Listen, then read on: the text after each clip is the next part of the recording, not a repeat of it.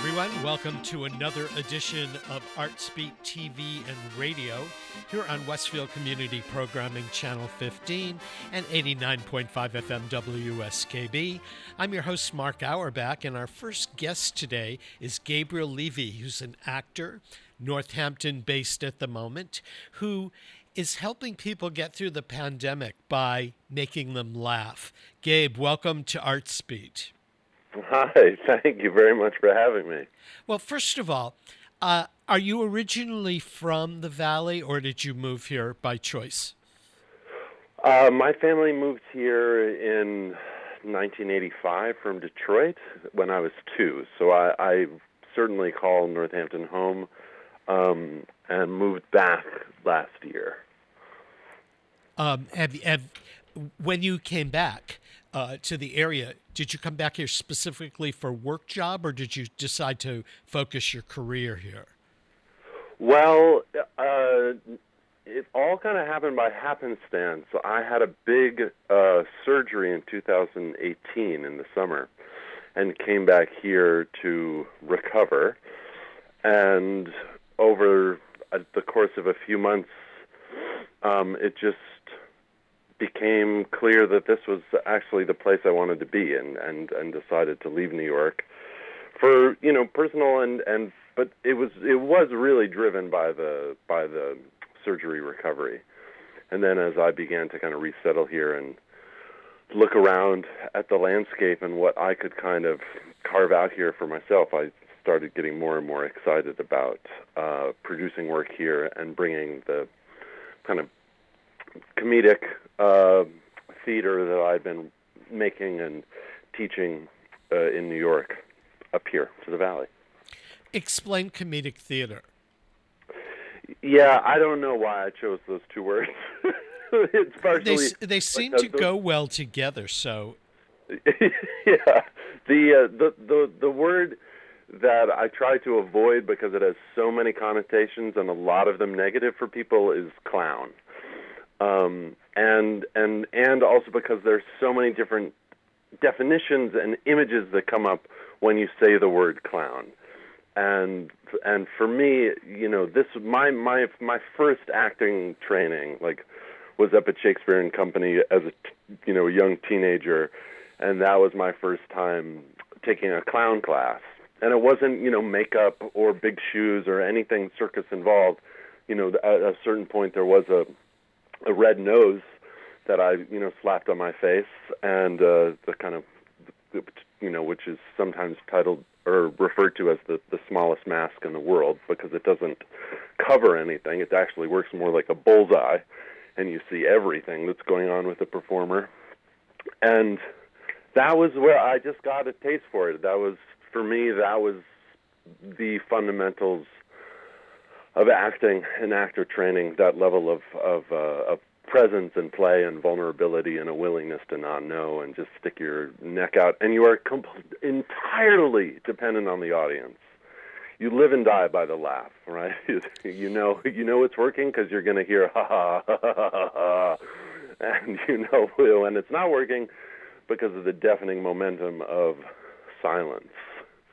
So comedic theater, for me, is always around that idea, is always around what's the actor's connection to the audience in real time, taking down the fourth wall, really just being in the room. Okay, I've got something I really want to show you, and it might go terribly, and that's kind of where the stakes and the fun are. So I was teaching clown, and still do, in physical acting at NYU down in the city, and working with my clown mentor the last 12 years, Christopher Bay, is starting up his new studio called the Pandemonium Studio in Brooklyn. And then when I came up here, started my own weird kind of theatrical comedy training center and performance space called Completely Ridiculous Productions. Yeah, but clowning has always been a part of theater. I mean, in Shakespeare's dramas, there were clowns, and there's the slapstick comedy I saw one last year or the year before on tour in Hartford called "The Play That Goes Wrong," where Oh, yes. even the serious characters in it that are trying to be serious are clowning and funny, but it's always been a part of the theater tradition, whether the play is a musical, a comedy, or a tragedy. The characters of Samuel Beckett are clowns Absolutely. in many ways. From Shakespeare and Company, where did you get your training beyond that? I went from there to Boston University and got a BFA there. I did do a semester in London, and the only reason that's pertinent is that the director of The Play That Goes Wrong was my clown teacher in London. Oh God, what's his name? Mark.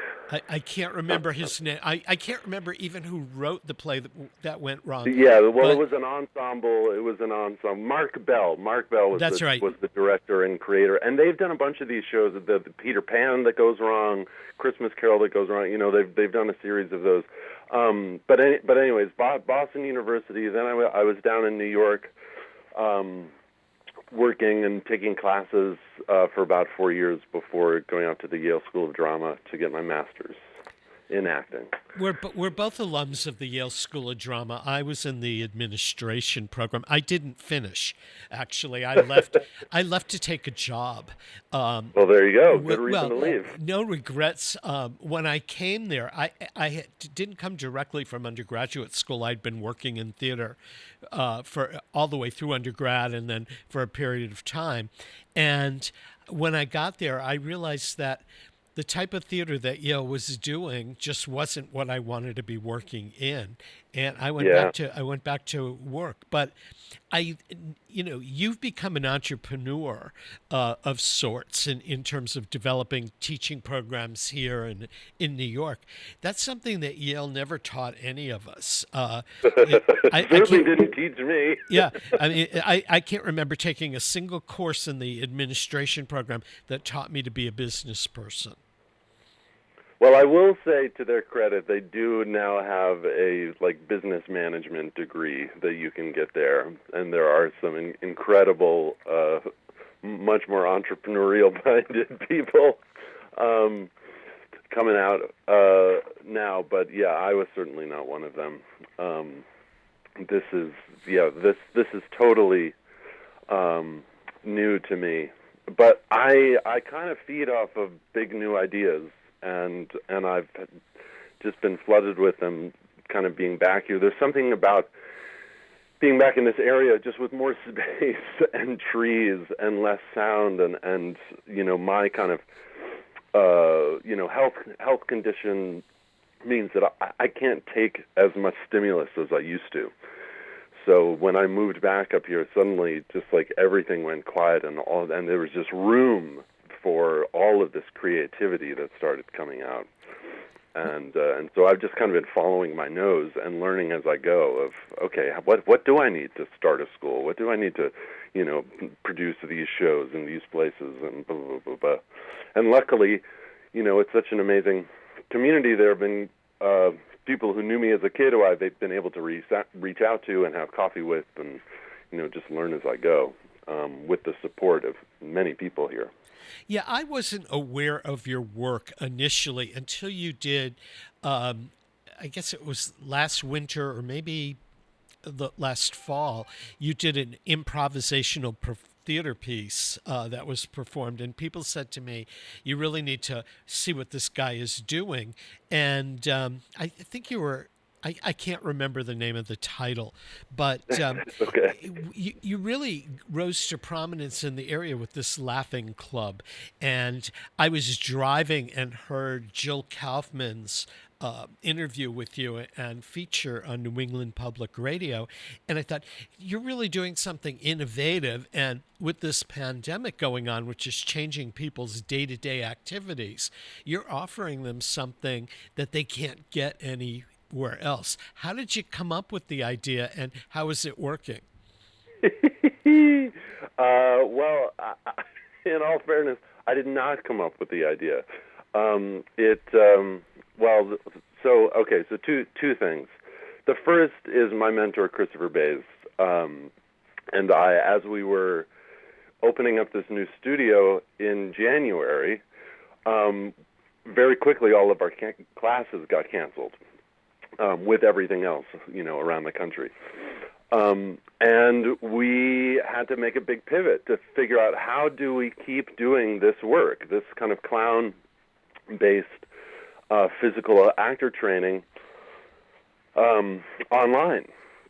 And through a lot of trial and error, we kind of stumbled on to this Laughing Club format, which was originally, developed by a doctor whose name I cannot bring up to the top of my head, from India, as a kind of laughing yoga technique, which was really, about, and still is, there are practitioners still around the world, about really boosting the immune system and a natural antidepressant and all of these kind of health benefits that just come from making the sound of laughing. There was no comedy, as far as I know, there's no real comedy involved in laughing yoga as much as it is just making the sounds ha ha ha ha ha.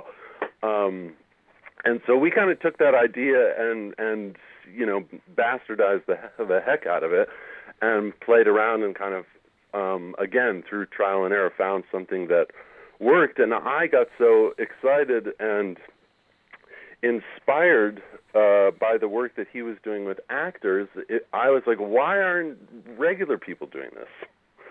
And why not?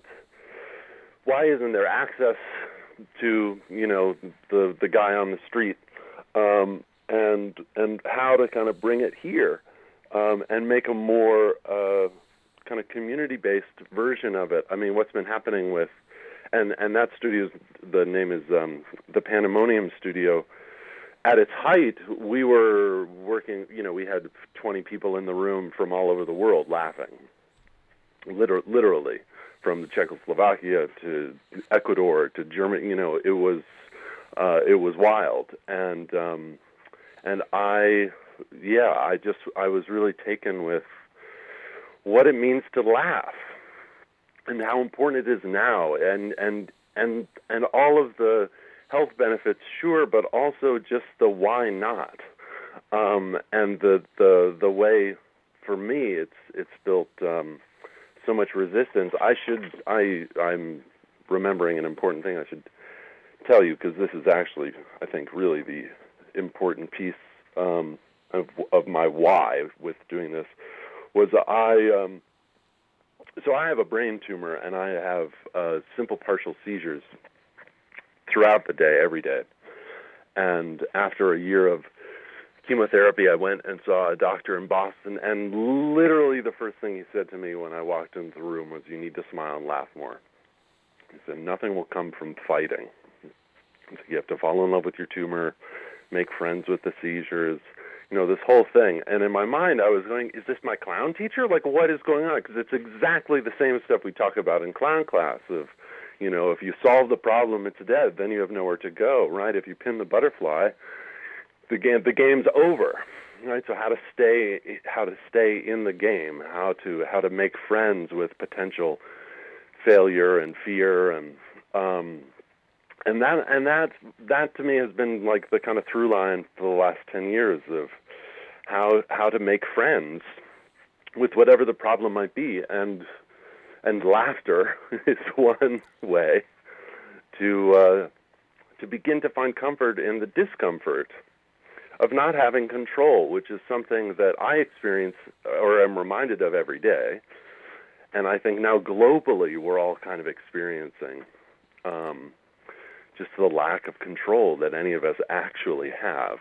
Well, as you say that, I'm thinking back. Last year, I was in a really horrific accident and broke bones in my body. I couldn't move. I was in rehab for almost 3 months before I began to learn to walk again and to function. And I found that the best days that I had were when people were telling jokes or there was comedy around. And it really is a healer on so many levels that you don't think about. But as I would be lying there and somebody would call me on the phone and tell me, that something funny happened to somebody else, or you have to hear this joke, or go to Facebook and look at this meme and stuff like that. It was distracting. It was entertaining, and it took my mind away from where my reality was long enough for me to relax and go back and face that reality. So as you're talking about your experience, it's making me understand what I went through as well. So I would think that that laughter is good for a lot of people. Everyone. So you set up this program here for people to have the opportunity to laugh together. Who, without naming names, or so, where are these people coming from, and who are they? I post to a lot of local Facebook groups. So there's people, whether it's like East Hampton neighbors or Northampton or whatever, I'll get people through there. Some of it is just, people who knew me as a kid and are like, yeah, let's see what that weirdo's doing, and then get interested and tell their friends. So it's a slowly moving, slowly building little community of people. We've kind of found that the real sweet spot in terms of numbers in the room is somewhere between 6 and 10. Otherwise, the squares get too small and you can't really see each other. Which is some of what we've been finding has been really nice, is the real community aspect of it, and really how to play with Zoom, how to play with these screens, and humanize it a little bit, and how close can we get? How can we kind of reach out to each other together through laughter? Does it work on Zoom as well as it might in real life? I'm not sure, to be honest, because I've never done this in real life. I've never done there's so many other exercises that have kind of been distilled now for this online format that the Laughing Club kind of touches upon. But so I'm curious whether it's just a kind of online thing, or if it's something to take into a room. It's certainly what we found that works best here, with this with this Zoom frame. But I'm curious. I mean, it's all about getting to vulnerability and beginning to make friends with all of the stuff that's going on, because there's a lot of ways. Because laughter is very vulnerable. Having fun is very vulnerable. Pleasure is very vulnerable. We don't really think about those things on the kind of vulnerability spectrum, but they are, right? I mean, that was when we started getting teased, was for our favorite toys, or the game that we wanted to play that nobody else wanted to play, or so our enthusiasm and willingness to really play and to really laugh sometimes gets calcified as we grow up and become, good, upstanding citizens and adults. You're right. Sometimes in the Laughing Club, you really have to push through a lot of other stuff to get through to the big belly laugh and the big relief of the ha-ha-ha. I get that. Gabe, we've got to take a fast break here because there are many underwriters that make Art Speak programming here possible. Good. So we're going to take a fast break. We're chatting with Gabe Levey. This is Art Speak Television and Radio. Peter Coles is our chief engineer. I'm Mark Auerbach, and we'll return in just a moment. Support for the community programming of WSKB is provided by the Dunkin' Donut Shops of Westfield and the Sardinia family. It's nice to know that even as the world changes, Dunkin' Coffee remains the same at 7 convenient locations throughout Westfield. Underwriting support for the community programming of WSKB is provided by the Greater Westfield Chamber of Commerce, the voice of business for the Greater Westfield communities. Informing, educating, advocating, the Chamber provides opportunities for members to make meaningful connections on local, regional, and state levels. For more information on the Chamber's many events, workshops, and programs, as well as the benefits of membership, visit westfieldbiz.org. The Chamber focuses on the most important economy, yours. Support for the community programming of WSKB is provided by Comcast and Xfinity.com, offering Xfinity TV, Internet, home phone, and home security services. Information on all that Xfinity has to offer in the Westfield area is available online at Xfinity.com. Hi, it's Bob Plass, and I have Wow, It's Tuesday. Every Tuesday, 6 to 8. Wow, it's Tuesday. Community Radio. 89.5 WSKB. I did it! Live from Studio 120 at Westfield Technical Academy, this is WCPC Channel 15 and 89.5 FM, WSKB Westfield. Welcome back to ArtSpeed, everyone. I'm Mark Auerbach. Peter Coles is our chief engineer. We're chatting with Gabriel Levey, the actor, teacher, clown, and goof, as he calls himself, who's making people laugh and helping them through laughter get a better grip on what's going on.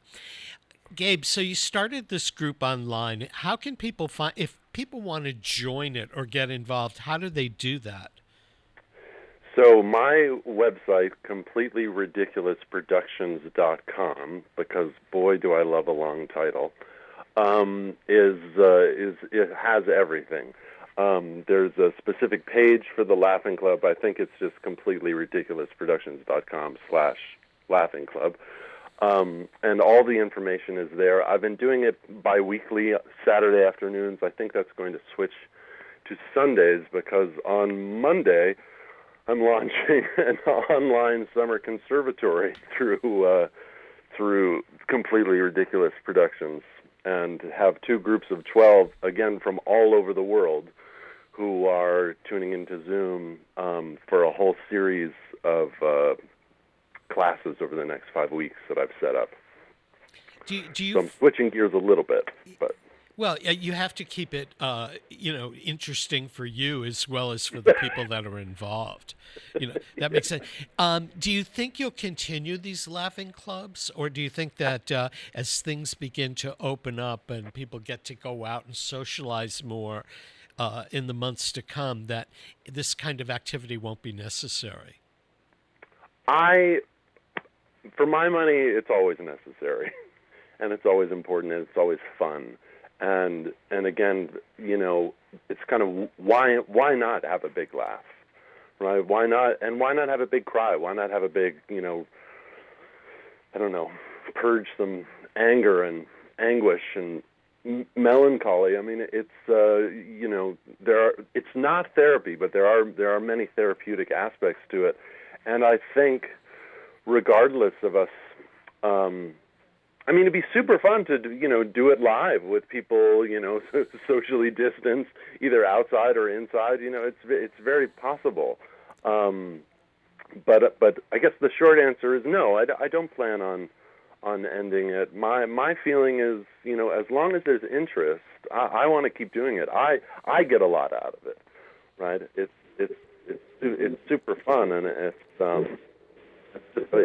a pleasure. So. That's been my kind of, message to the people who've been coming. I'm like, as long as there's interest, I'm going to keep doing it. Yeah. In terms of your own performing and improv and things, as things start to open up, do you have plans to go do some stage work yourself? Not at the moment. The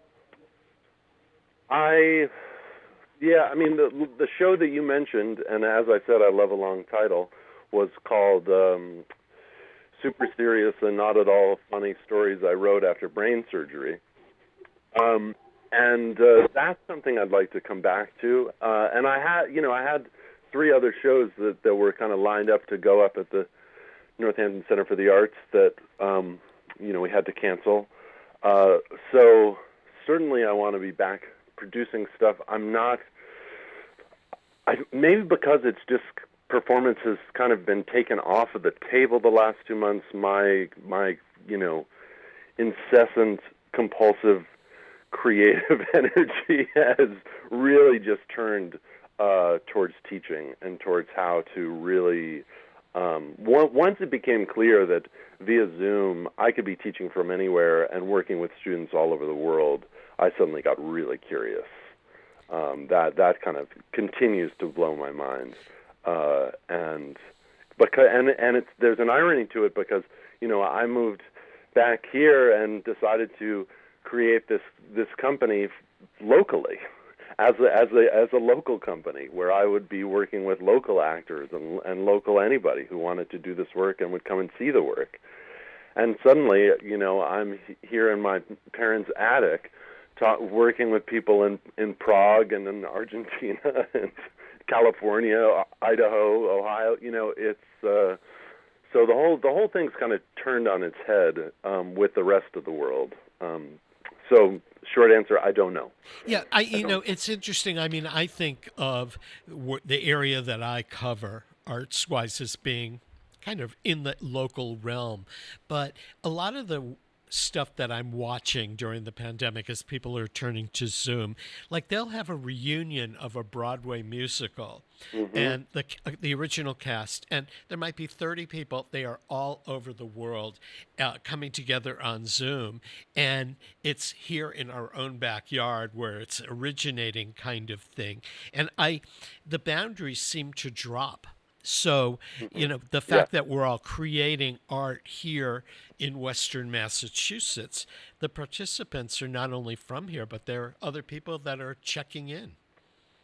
Well, I've been having, ongoing conversations with various teachers about how they're using Zoom and what kind of successes they're having. And there have been two people talking about how astounding they've been to, put on a student production, whether it's undergrad or grad, that would be seen by their classmates, their family, maybe 200 people. And suddenly there are 5,000 people who have seen the work, who have tuned in over the course of, 4 performances. And and we're all still kind of grappling with what that means, right? What that means for theater education, but also what it means for theater performance, and like you're saying, this sudden reach that we all kind of just inherently have without having to work for it, without even realizing it. Because the people who are contacting me from Bangalore in India or some small town in Peru, I don't know where they're finding out about this actually. There are some physical theater like international physical theater groups on Facebook that I do post in. I'm thinking that's where some of it's happening, but it really continues to dazzle and surprise me, and it's exciting. I think in the midst of all of this, it's incredibly exciting, the fact that people can be drawn to a central thing. And I try to think back to the mid-'90s when AOL was like the first platform that people could get involved with, and they met in chat rooms. And I worked for one of the community leaders programs at AOL, and the people that were chatting and coming to this room every day and forming a community were from all over the country. I have no idea where they heard about it. I have no idea how they got involved, but they really formed a community that stayed intact and the forum sort of moved to Facebook and Twitter and other feeds as AOL dropped its chats and stuff like that. But it formed out of nowhere through the internet, which means that we can do theater and art in the similar vein. We're about out of time, Gabe. So give us the website one more time where we can learn about the programs that you're doing teaching here. Yeah, everything is at www.completelyridiculousproductions.com. The classes, the conservatory, the shows, the Laughing Club, more about me, more about the kind of big idea behind Completely Ridiculous Productions, it's all there at CompletelyRidiculousProductions.com. You know, Gabe, we're going to have to figure out a way at some point of doing a laughing thing on a program like this where people are tuning in and just making them laugh and giving them that opportunity. Because, as you had said earlier, the ability to laugh really helps. It's therapeutic on so many levels. And it's there for you whenever. I mean, that's the thing. Like once you're kind of comfortable with it, then it's. I know. It's contagious. You just kind of kick it into gear, right? Yeah. And it just moves. Well, right, and already I just have a little bit more lightness in my step and a smile on my face. That's great. Gabe, thanks for joining us today. We'll get you back on ArtSpeed at some point down the road, and good luck with all of these ventures. We've been chatting with Gabriel Levey this morning, the actor, teacher, and goof. When we come back after a break to acknowledge underwriters, we're going to be talking with Danny Eaton from the Majestic Theater and Stan Freeman, playwright of The Pitch. The Pitch was a brand new play, had its world premiere just as the pandemic started, and we're going to learn what happened to it and where it's going in the future. So Peter Coles is our chief engineer. I'm Mark Auerbach. Don't go away. We'll be right back after a couple of announcements. Support for the community programming of WSKB is provided by Westfield Bank. For more than 160 years, Westfield Bank has been an important community presence and commercial leader in the Pioneer Valley. With convenient full banking services in Westfield, West Springfield, East Longmeadow, Agawam, Feeding Hills, Springfield, Southwick, as well as Enfield and Granby, Connecticut, visit us on the web at westfieldbank.org. Underwriting is brought to you by Boise Cascade Distribution, providing products and services needed for building material dealers, home improvement centers, and industrial customers. They offer everything from engineered wood and plywood to Drex decking and railing, James Hardy siding, and Advantech subfloor. Located at 33 Fowler Street Extension in Westfield and on the web at bc.com, they are committed to providing quality products, great service, convenience, and value. Support for the community programming of WSKB is provided by Westfield Bank. For more than 160 years, Westfield Bank has been an important community presence and commercial leader in the Pioneer Valley. With convenient full banking services in Westfield, West Springfield, East Longmeadow, Agawam, Feeding Hills, Springfield, Southwick, as well as Enfield and Granby, Connecticut, visit us on the web at westfieldbank.org. This is Ken Stomsky from Ken's Den on WCPC 15 and 89.5 FM, Tuesdays, 8 to 10. Community Radio. 89.5 WSKB. Live from Studio 120 at Westfield Technical Academy, this is WCPC Channel 15 and 89.5 FM, WSKB Westfield. Welcome back to ArtSpeed, everyone. I'm your host, Mark Auerbach. Peter Coles is our chief engineer today, and we have two guests from the Majestic Theater, the artistic director Danny Eaton and playwright Stan Freeman, who wrote the play called The Pitch, which had its world premiere, directed by Danny Eaton, at the Majestic earlier this year. I was very lucky to get to one of the first performances. I did a review of it for Pioneer Valley Radio, and basically it's the story of two sports writers, one a veteran, one a young up-and-coming one, who are trying to get the story on a baseball player who got to the majors through one pitch and his career ended. The play had developed a lot of interest. There was a lot of good word of mouth on it. And unfortunately, this pandemic got in the way, and the play ended performances early in its run. But first of all, good morning, Danny and Stan. Hey, how are you doing? Yeah. How are you guys doing? Hanging in there. Yeah. Hi, Stan. How you doing, Danny? Great. Thanks. It's great having you back here. And I've got to say that we recorded a program with you all and the two leading actors in the production. And there was a technical glitch that went wrong, and most of the program had to be ditched and salvaged. But when we talked to you the last time, you were about 3 weeks into rehearsal with maybe a week or two to go before the first performances. And I know that the play got a lot of great word of mouth and a lot of activity at the box office. When you folded the play, which you had no choice in doing, you said at that time that you wanted to bring the play back. So what's the status of it at this point?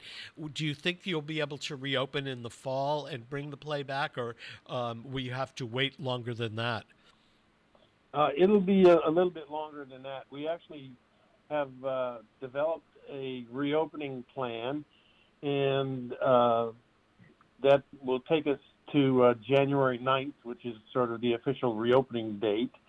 And what our hope is that we will simply pick up exactly where we left off with the pitch. The set is still on stage. We haven't touched that, and all the props and so forth are backstage, and the actors are ready and willing to go. So the plan is to pick up just where we left off with the pitch and finish the final 3.5 weeks of the run. How much time will it take to rehearse to bring it back to performance status? I just anticipate a week. I mean, I've been thinking about that with every show that's on hiatus, how long it will take to bring it back. Everything from the Broadway plays to other shows. Do the actors rehearse via Zoom in the interim, or would they forget their lines? How do you cohesively bring it back to performance level? Well, I think part of the issue will be with the union, with equity, for sure.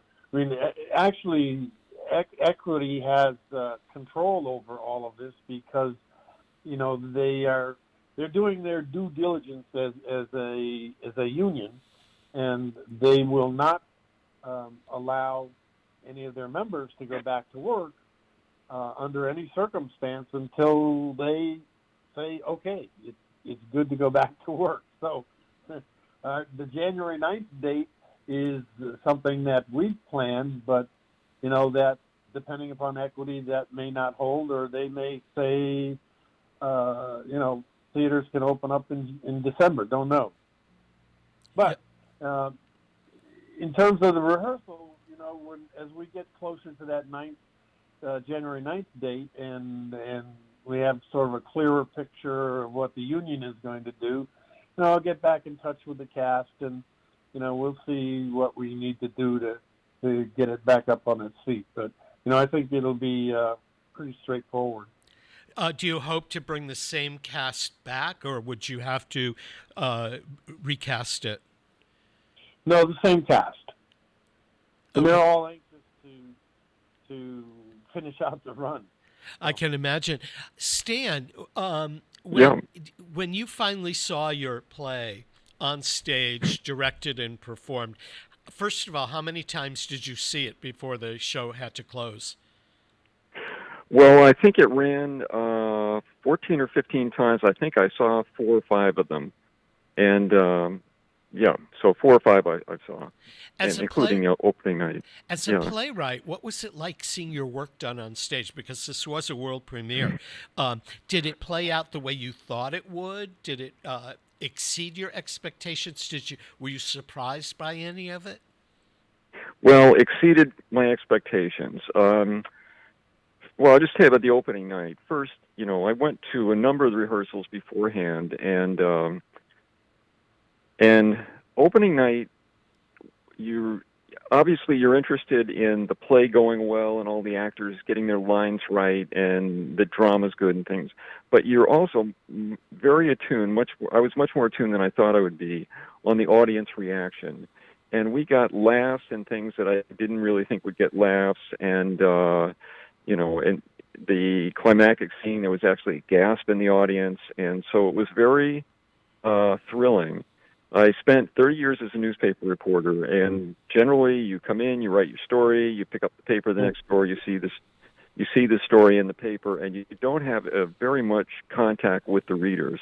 But theater is something completely different, and thrilled me a lot more than I thought it would to see the great reaction of the audience and to hear comments as we were walking out. I stood with Danny, and people had comments about it, and then of course there were the reviews, which were very good, and so it was really more thrilling than I could have anticipated, say, 6 months beforehand.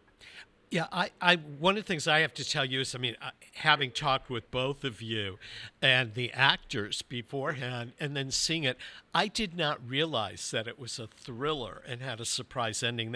That part of it took me by surprise, but I thought the ending, people around me, you knew the audience, at least where I was seated, they were so into it that it was as though you gripped their attention. There wasn't a playbill that moved. There wasn't a gum chewer there. Everybody was just rapt. That surprised me. Right. Well, the script did part of that, but the acting, John Hagen, the lead act, and the lead part, and Julian Finley in the second lead, and Steve Pierce as the baseball player, they were just so good that it added, it doubled the value of whatever the script had. And Danny's direction, he just made great choices on how to stage scenes, and there were flashback scenes that he just did terrifically well. And so all of that added up to a much more dramatic play and humorous play than I thought it would be. Both of you gentlemen had alluded to the fact when we talked initially that you hoped there would be life for the pitch after the Majestic run, and there had been talk about performing it in a couple of other venues down the road. Is that still your plan? Yes, it is. And we had lined up 4 theaters when the Majestic run ended. We had 4 theaters lined up over the spring and early and summer, and then the virus hit. But all the theaters, they understood why we had to cancel, because everyone had to cancel. But they all welcomed us back and invited us back once this ends. So, we're just paying attention to the Majestic run, and after that's over, we have our little portable set, and the actors just love to play, and they want to do it. And so we're, ready to go once the world is back to a little bit of normalcy. That's great, because I think it's a play that would do well in other locations, whether they're small theaters or whether they're larger ones. Stan, do you have any idea of whether you would rewrite it or revise it in any way prior to taking it into those new theater spaces? Well, small changes. Some because, the Majestic is able to do something I wouldn't be able to do on the road, which they, for instance, a small detail, but they had a TV at the front of the set, and there was things on TV all the time, baseball games. And, on the road, we wouldn't have that ability, so I rewrote the lines that had to do with what was on TV and the dialogue between the actors as they were watching it and so forth. But a few things, which as we get closer to the Majestic again, I'm going to show Danny and see if he wants to use those little changes. He might not, but it's his choice, and we'll see what happens. Danny, has there been any interest by other theater companies or agents to take the play and move it to another theater with a different director and cast? Not that I'm aware of, although I know Stan has been working on these other potential productions that he's talked about. So, that'll be exciting for me to go see it in a different space, and so I'm kind of looking forward to that. We were talking about the ending a little earlier, and one of the things that struck me about the ending of the play, and I'm sure it struck the audience as well. Here comes this young reporter, and all of a sudden he's got this book, and by God, he got it done. Here's the book, and so there's like some excitement there, but then that quickly turns to something else, becomes something else. And I love that turnaround, and the impact of that turnaround on the audience. And it was a great way to end it. One question I had for Stan: why did you set it in New Haven? Has New Haven been a part of your life at some point, or? I find it interesting because it's one of the few plays set in New Haven that is not Yale affiliated. Well, there were actually two reasons. One was because for many years I went out with a woman who lived in North Haven, which is right outside New Haven. But the other reason was that originally I wrote this play for a New York producer who was interested in it, and he wanted the Yankees as the team, and he also, felt it should be set around New York to draw audiences from the metropolitan area. So that is why it ended up in New Haven.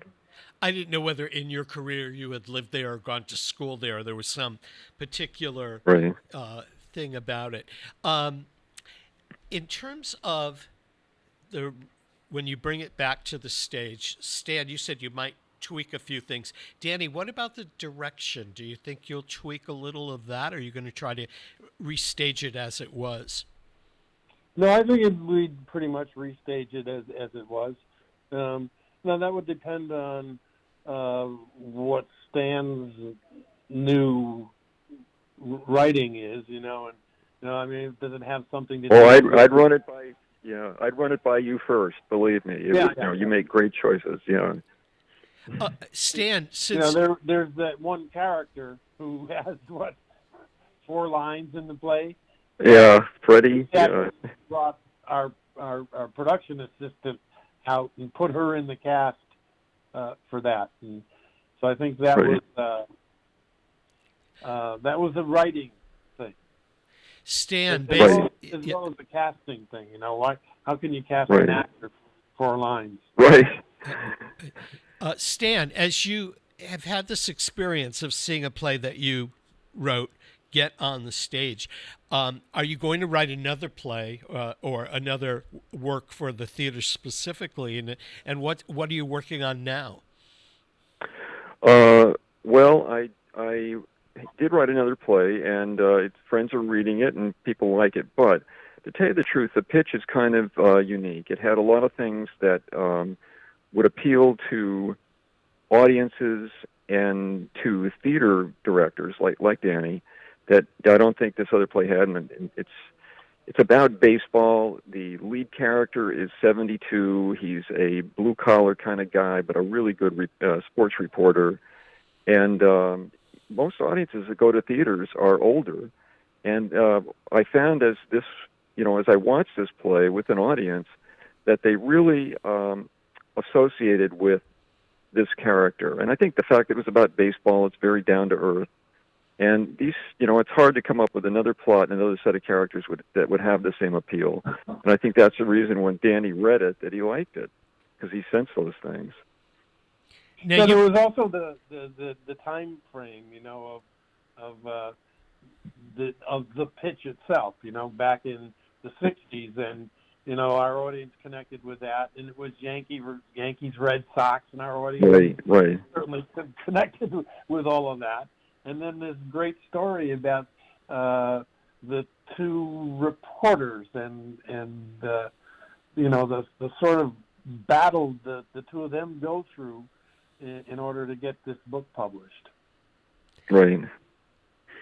I think the framework of baseball is really the peripheral part of it, or was to me, in terms of the entire thing. But seeing the 2 reporters and that interaction, that's where the tenseness and the drama was. Right. Stan, are you going to write for other genres at this point, or has the theater bug caught you?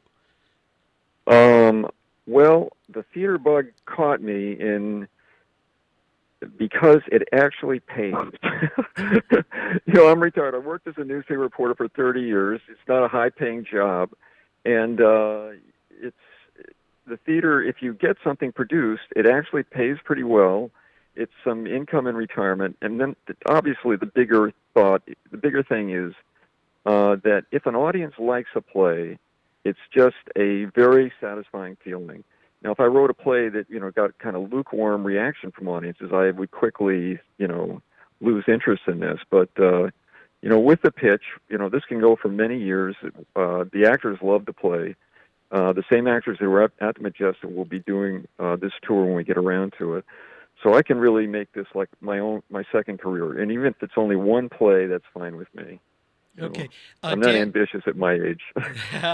Stan Freeman, playwright. Danny Eaton, artistic director of The Pitch, was at the Majestic Theater and will return to the Majestic Theater. We've got to take a very quick break here to acknowledge the underwriters that make ArtsBeat TV and radio possible. Peter Coles is our chief engineer. I'm Mark Auerbach. We'll return in just a moment. Support for community radio on WSKB provided by Westfield Electroplating. Employing over 140 skilled platers, painters, and technicians, Westfield Electroplating was founded in 1946 and was the first company in the country to achieve National Aerospace and Defense Contractor Program accreditation, proudly maintaining that status for over a decade. Westfield Electroplating provides over 50 quality finishes to meet your corrosion, cosmetic, or performance needs. On the web at www.westfieldplating.com or 413-568-3716. Westfield Electroplating, putting the finishing touches on technology. Support for community radio on WSKB is provided by Betts Plumbing and Heating Supply Company, an independent, family-owned wholesaler serving Westfield for over 50 years, specializing in plumbing, heating, and industrial piping supplies. On the web at bettsplumbing.com or at 14 Coleman Avenue in Westfield. Join me, Tina Gorman, each week from 6 to 8 a.m. for Wake Up Wednesday, when my guests and I discuss health, wellness, and lifestyle reimagined. Community Radio. 89.5 WSKB. Live from Studio 120 at Westfield Technical Academy, this is WCPC Channel 15 at 89.5 FM, WSKB, Westfield. Welcome back, everyone, to ArtsBeat TV and Radio. We're here every Friday at 8 a.m., both on Westfield Community Programming Channel 15 and 89.5 FM WSKB.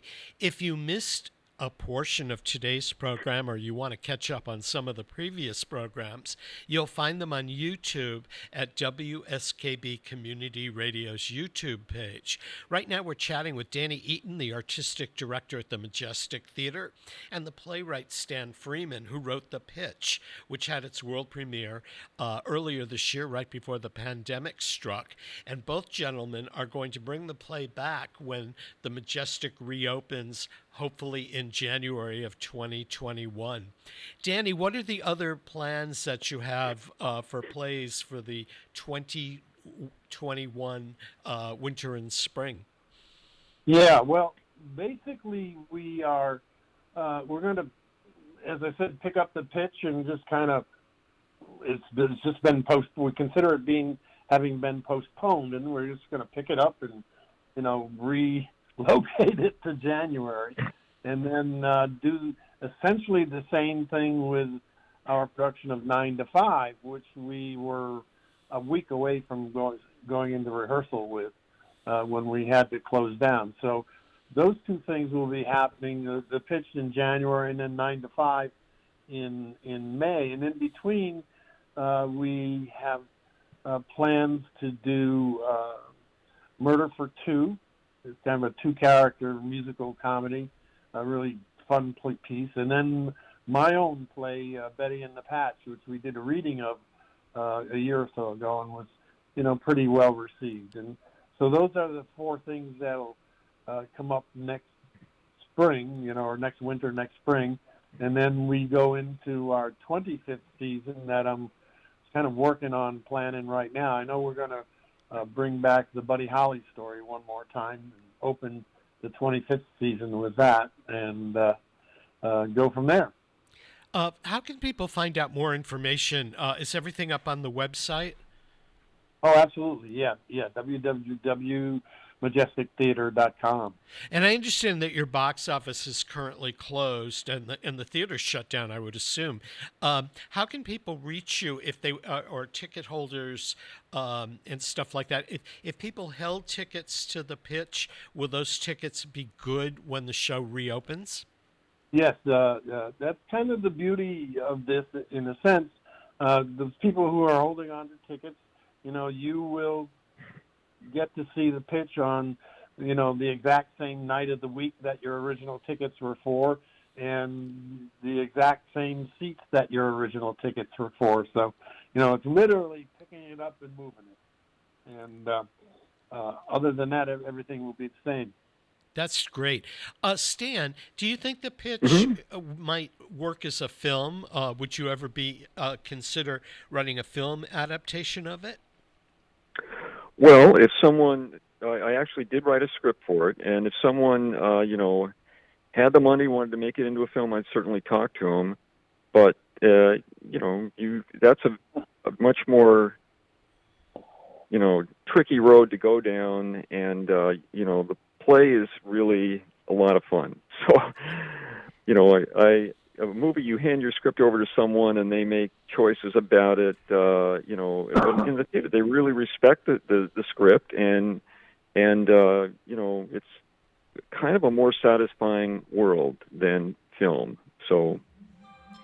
And I would assume if it went to the movies and got filmed, that even after you wrote the script, if it were cast with named people, those named people would insist on revisions to make themselves look better.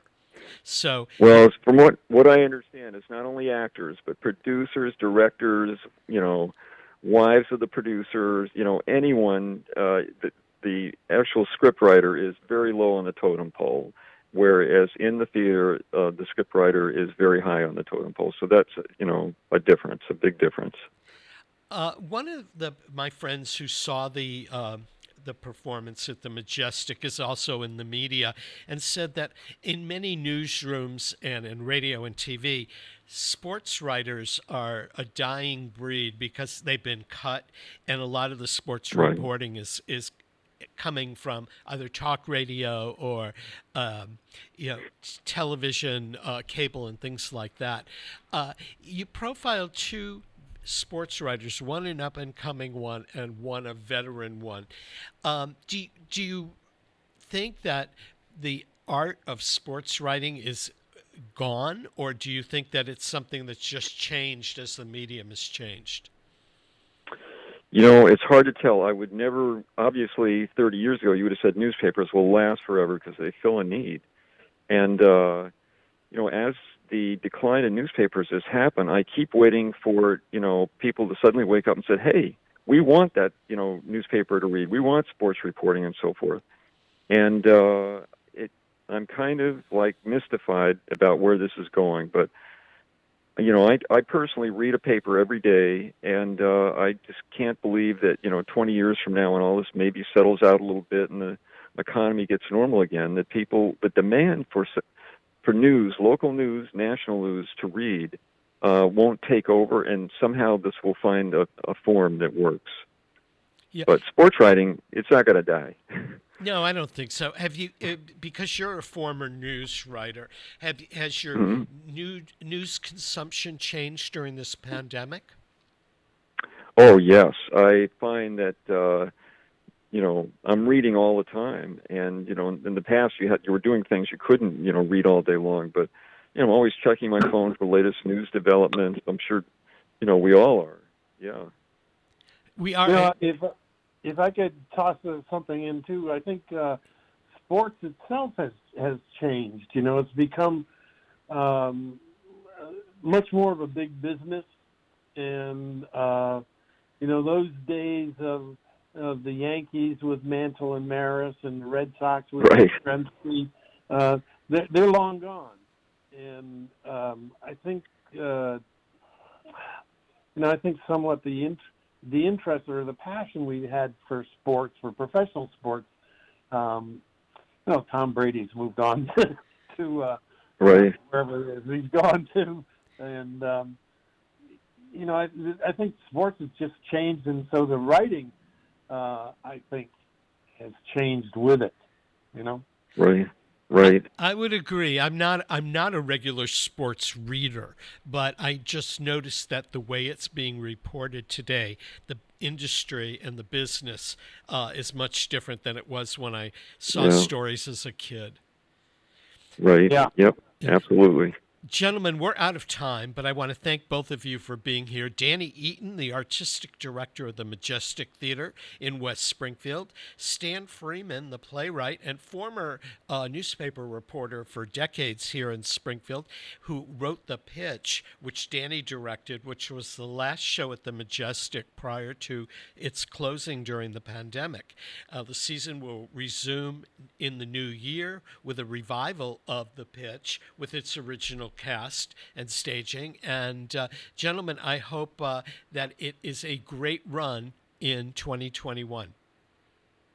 Thank you, Mark. Thank you very much, Mark. Thanks for being here. This ends this edition of Artsbeat Radio and TV. We're going to leave you today with a little music from Stephen Sondheim's A Little Night Music, which was based on the Ingmar Bergman movie called Smiles of a Summer Night, and it's just so evocative of this time of year. Don't forget to join us next Friday at 8 o'clock. Our guests will be Christopher Morey, local community theater actor and singer, and Patrick Tobin, who's made his career out of doing Frank Sinatra songs. So that's next week. Peter Coles is our chief engineer. I'm Mark Auerbach. We're recording today from Studio 120 at Westfield Technical Academy, and we'll be back next week. Thanks for joining us.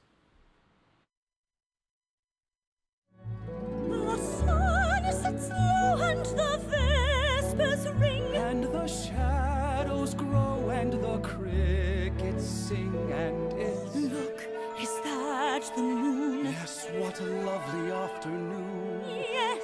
The evening air doesn't feel quite right. In the not quite glare of the not quite night, and its weight, is that a star? No, just the glow of a cigar. Oh. The atmosphere's becoming heady, the ambience thrilling. The spirit unsteady, the flesh far too willing. To be perpetually ready is far from fulfilling. But wait, the sun is dipping. Where, you're right, it's dropping. Look, at last, it's slipping. Sorry, my mistake, it's stopping. The light is pink and the air is still, and the sun is slinking behind the hill. And when finally it sets, as finally it must, when finally it lets the moon and stars adjust, when finally we greet the dark and we're breathing amen. Surprise of surprises, it instantly rises again.